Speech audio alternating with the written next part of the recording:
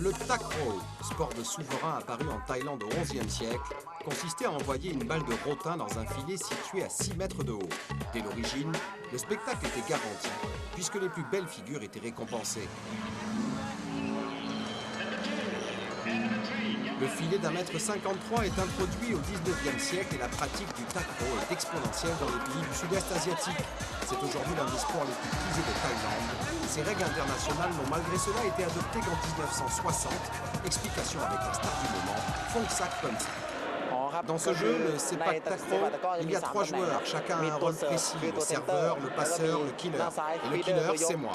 Je dois envoyer la balle de l'autre côté du filet, attaquer et marquer le point. Il faut dire que Phongsak remplit son contrat de tueur avec zèle et brio. Contrer les attaques de l'adversaire ou faire un coup gagnant, il enchaîne ses figures spectaculaires dans toutes les positions.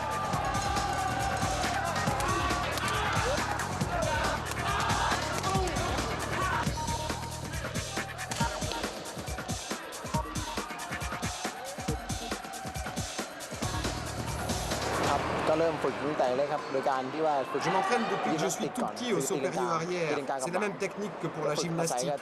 Mais je m'entraîne également à sauter en hauteur en essayant d'atteindre les feuilles des arbres. Proche de celui d'un sport de combat, l'entraînement est une phase importante pour arriver à un tel niveau d'adresse et de maîtrise. L'entraîneur de l'équipe nationale thaï lui fait travailler tout particulièrement le service.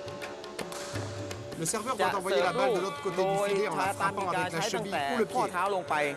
จะมีหน้าที่เสิร์ฟลูกนี้ให้ข้ามไปยังฝั่งตรงข้ามนะครับให้ลงตรงบริเวณไหน Comme ก็ au ได้ volleyball, le service est une arme redoutable. Gagner et conserver le service permet de marquer des points. Les services gagnants peuvent être aussi spectaculaires que les gestes du killer.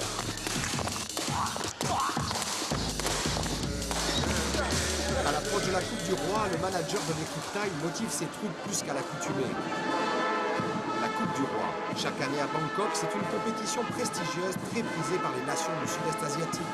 Y participent également des Occidentaux qui seront très vite éliminés comme les USA et l'Allemagne. L'équipe nationale thaï, très motivée devant ses compatriotes, part en favorite. Les phases qualificatives de la Coupe débutent sur un rythme endiablé. Les meilleures nations du monde s'affrontent au cours de matchs en 21 points. Et comme en Coupe Davis, un pays sort vainqueur d'un affrontement s'il remporte 3 matchs sur 5. La Thaïlande domine outrageusement la compétition. Elle fait son affaire de l'Inde et tandis que la Malaisie s'occupe de sortir le Japon.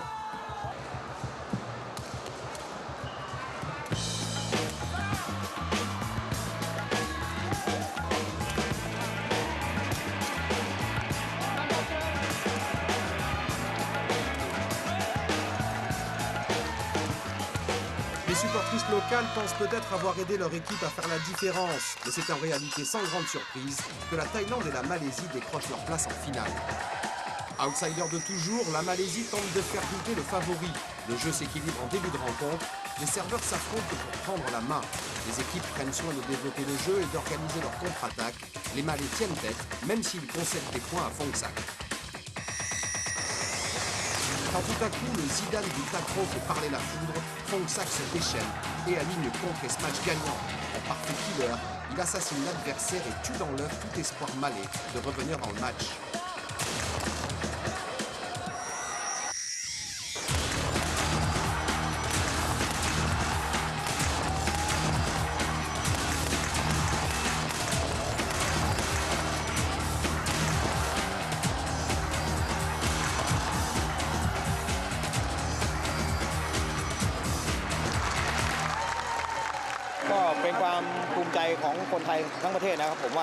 C'est une source de fierté pour tout le pays. Je suis vraiment heureux d'avoir gagné la Coupe du Roi car remporter ce trophée est l'un des plus grands honneurs en Thaïlande.